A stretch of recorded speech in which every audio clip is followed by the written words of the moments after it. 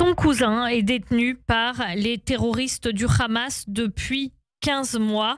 Anjdan Calderón, le cousin d'Ofer Calderón, franco-israélien de 53 ans, est avec nous en direct ce matin sur Radio J.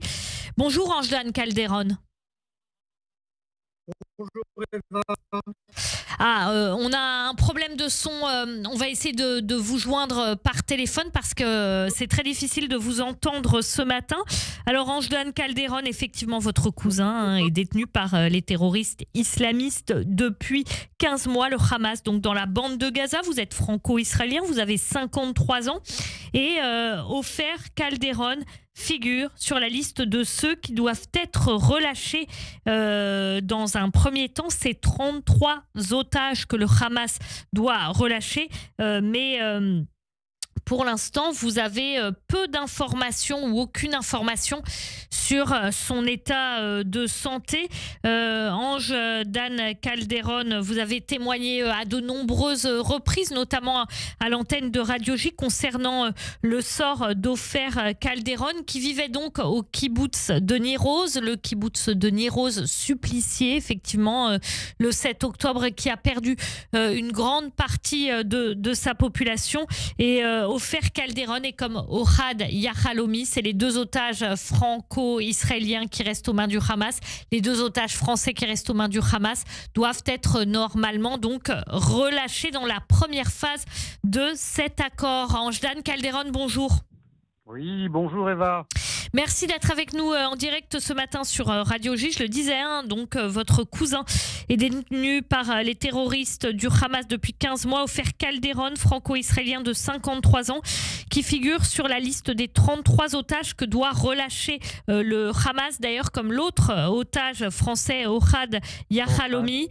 Alors, Anjdan Calderón, ce matin, le Hamas n'a toujours pas fourni la liste des noms des 3 femmes qui doivent être libérées.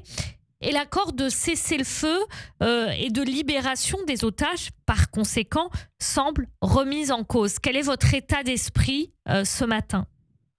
Écoutez, ça fait plusieurs jours que je parle de mon optimisme retenu et de mon pessimisme réfréné, que nous naviguons à vue entre ces deux sentiments. Malheureusement, c'est prévisible, ou c'était prévisible de la part du Hamas. Rendez-vous compte, le jour même de la libération, ne pas être capable de donner le nom des 3 premières femmes qui sont censées être libérées aujourd'hui, ça montre, s'il en était besoin, le degré de sadisme, plus que d'inorganisation du Hamas, qui agit comme tel depuis le 7 octobre. Je rejoins tout à fait ce que disait Claude Moniquet tout à l'heure. Nous avons en face de nous un mouvement islamiste, et ça, beaucoup de gens ont tendance à l'oublier. Et vous parliez de Sisyphe tout à l'heure, Eva. Moi, pour rester dans les références grecques, on pourrait parler de l'hydre qui hantait les marais d'Argos et dont il suffisait de couper une tête pour voir en repousser 2. Il a fallu Hercule pour venir à bout de l'hydre. Est-ce que M. Trump se prend pour Hercule? Je ne sais pas. À suivre. Alors justement, effectivement, Anjdan Calderón, il est question de ces libérations d'otages. Vous parlez du sadisme du Hamas. Le Hamas, quand il ne publie pas les noms des otages, il le fait contre les familles d'otages?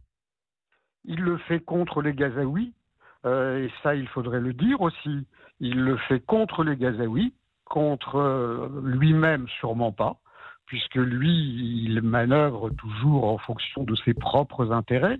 Qu'est-ce qui se cache encore derrière cette manœuvre de dernière minute ou de dernière seconde? Nul ne le sait, le diable seul le sait peut-être. Et bien entendu, il continue à sadiser les familles, à sadiser Israël, et il se complaît dans ce rôle-là, encore une fois, avec la complicité du diable lui-même.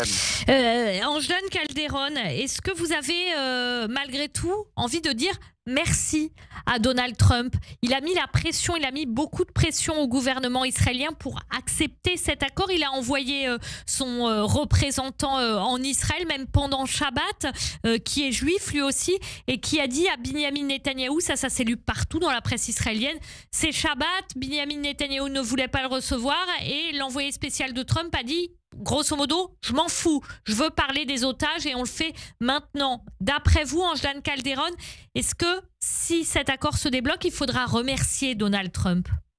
Très chère Eva, vous m'autoriserez pour l'instant à ne remercier personne. Je garde mes remerciements pour plus tard. Je ne remercierai sûrement pas beaucoup M. Macron. Est-ce que je remercierai M. Trump quand le dernier des derniers de nos otages sera sorti de l'enfer et des tunnels de Gaza? À ce moment-là, en fonction de qui aura fait quoi, je saurai remercier ceux qui le méritent. Pour l'instant, nous n'avons aucun résultat. Pour l'instant, il n'y a pas à l'ombre, malheureusement, des nôtres qui est sorti des tunnels. Et donc, pour l'instant, je garde mes remerciements par devers moi. Ange-Dan Calderon, quand vous avez appris que votre cousin figurait parmi cette liste, qu'est-ce que ça a engendré chez vous? Et puis, comment ça se passe pour ses plus proches qui sont en Israël, puisque vous êtes son cousin, vous vivez en France, mais bien sûr, ses plus proches sont en Israël en ce jour spécial. Est-ce que vous avez des nouvelles d'eux? Et comment se portent-ils aujourd'hui?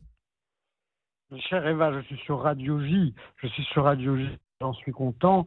Et donc, je ne doute pas que chacun de vos auditeurs les approprie, chacun de mes frères et sœurs partage ma douleur, notre douleur, la douleur d'Israël, la douleur des otages, la douleur des familles d'otages.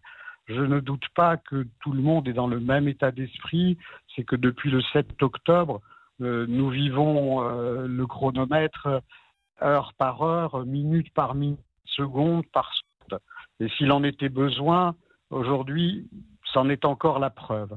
Donc je suis, comme je le disais, d'un optimisme très très mesuré.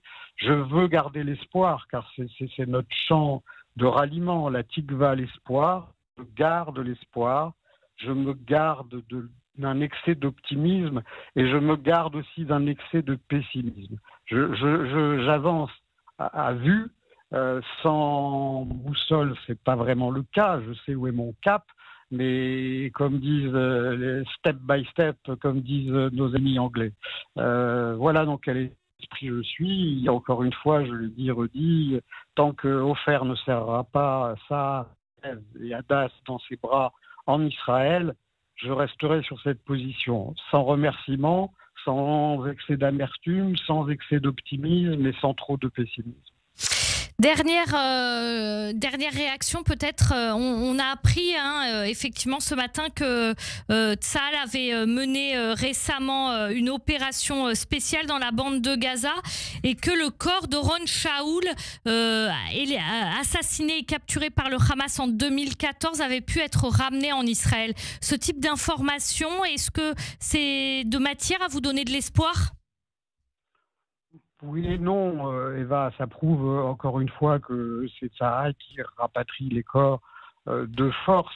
Je me suis insurgé contre une de vos collègues journalistes qui a un jour me posé la question est-ce que récupérer le corps du membre de votre famille vous apporte un immense soulagement? Voilà, je ne répondrai donc pas à cette question que m'avait posée votre collègue. Ça prouve encore une fois l'horreur dans laquelle effectivement vous êtes, et on pense la disproportion, si vous voulez, souligner aussi tout à l'heure. Effectivement, ce n'est pas un accord, c'est plus un chantage, c'est plus une rançon que nous devons payer. Nous n'avons pas le choix et malheureusement nous en avons pris presque l'habitude, je dirais. Donc il faut tout faire pour libérer les otages maintenant, y compris ceux-là. Nous en sommes là et donc encore une fois, on attend donc effectivement. Bien donner les noms. Effectivement, nous attendons avec vous beaucoup de pensées pour vous, Ange-Dan Calderon, et pour Ofer et Ohad Yahalomi, entre autres, les 2 Français toujours aux mains du Hamas, 98 otages dans la bande de Gaza. Merci beaucoup, Ange-Dan Calderon. Pensez à vous et à vos proches de la part de toute l'équipe de Radio J.